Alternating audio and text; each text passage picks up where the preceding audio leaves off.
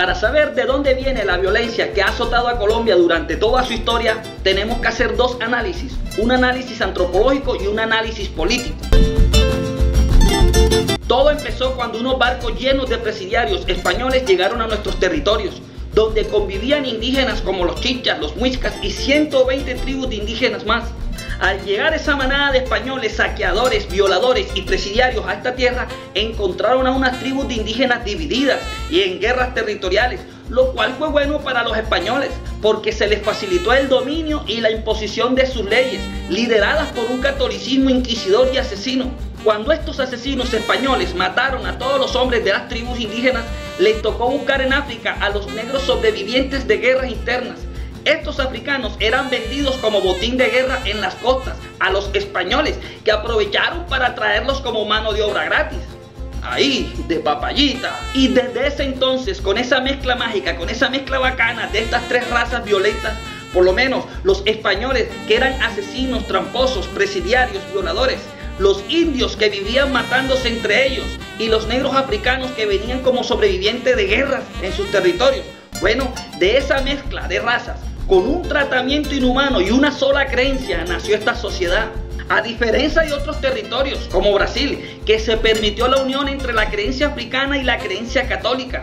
También en los pueblos andinos como Bolivia, Perú y Ecuador, las creencias quechua o aymara se permitieron y se unieron con la creencia católica. Hombre, en el cono sur se permitió la inmigración y llegaron las creencias calvinistas y luteranas.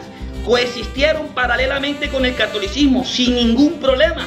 Pero aquí en Colombia no, aquí no se permitió ninguna creencia, solamente la católica, apostólica y romana, versión española en plena Inquisición cruel y asesina. Por eso es que Colombia quedó estancada, porque aquí no se permitió ninguna otra creencia.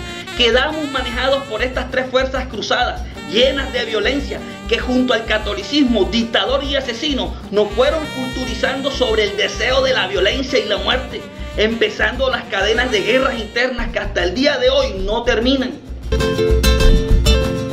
La violencia en Colombia se recrudeció en los años 1946 y 1948, cuando el grupo terrorista más peligroso de Colombia, o sea, el Estado, liderado por el presidente Mariano Ospina Pérez, un ultraderechista igualito al procurador Ordóñez, igualitico Uribe, la misma vaina. Bueno, en ese gobierno, el 9 de abril de 1948, se produjo la muerte del primer guerrillero terrorista, Jorge Eliezer Gaitán.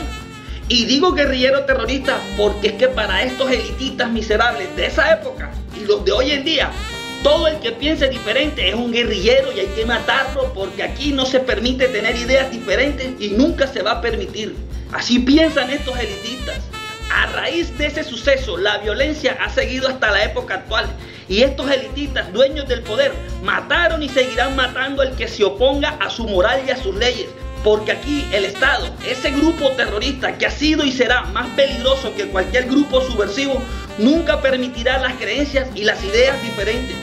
La misma vaina que cuando llegaron los españoles con su iglesia inquisidora y nos colonizaron.